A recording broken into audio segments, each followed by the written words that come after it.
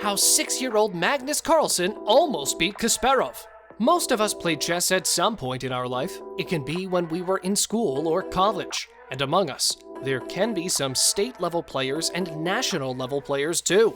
Fascinating, isn't it? Have you ever tried to analyze the strategies of chess masters and then adopt them in your game? Have you ever thought of defeating the world's best player? Well, what if I say a 6-year-old boy almost defeated the Russian chess grandmaster, Garry Kasparov, in 2004? And this 6-year-old boy was none other than today's 30-year-old Norwegian chess grandmaster, Magnus Carlsen. So, who is this Magnus Carlsen? He was born on 30th November 1990 in Norway. From a very young age, he showed an aptitude for intellectual challenges. He was only 2 years old when he solved a 50-piece jigsaw puzzle, and when he was 4 years old, he assembled Lego sets with instructions that were meant for children of 10 to 14 years. In short, he was born a genius. With time, he mastered the game, and thus went on clinching many titles to his name. A 3-time World Rapid Chess Champion, 5-time World Blitz Chess Champion, and #1 position in the FIDE World Chess Rankings since July 1st, 2011, and a Norwegian chess grandmaster, who is a reigning 5-time World Chess Champion. Talking about Garry Kasparov, he was born on the 13th April 1963 in the Soviet Union, now Azerbaijan. It was when his parents gave him a chess problem to solve, and he proposed a solution that he started seriously studying chess. From being the youngest ever undisputed world chess champion in 1985 at the age of 22, to being ranked #1 for a record 255 months overall in his career.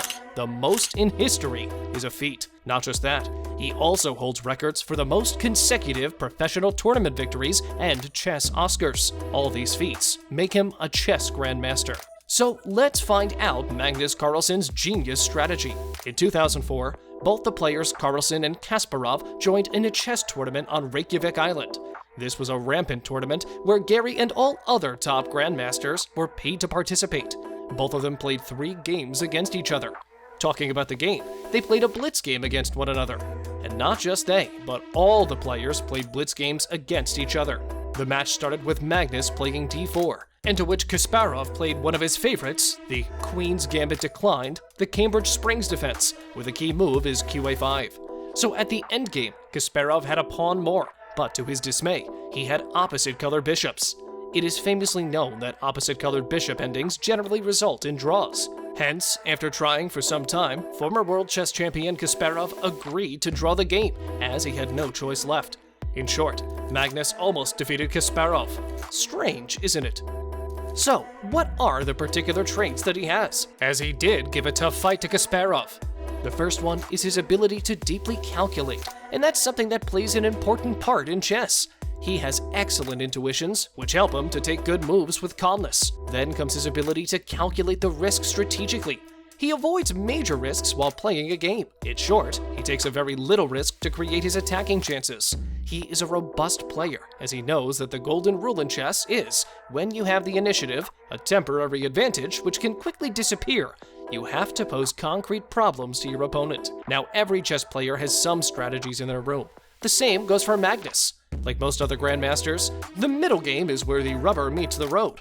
For Magnus, it's the same thing. Before the start of the game, the lines of the best play have been analyzed and memorized by the best players, and it is not always possible to improve every time. It is known to everyone that the endgame is the phase, but not the strategy, and hence, everything is settled beforehand, like how to deal when there's a given endgame situation. But what's this middle game? The middle game is something where several alternate plans compete, possibilities of counter chances being generated by taking riskier lines, the possibility of breakout or breakthrough sacrifices, and line opening sacrifices exist.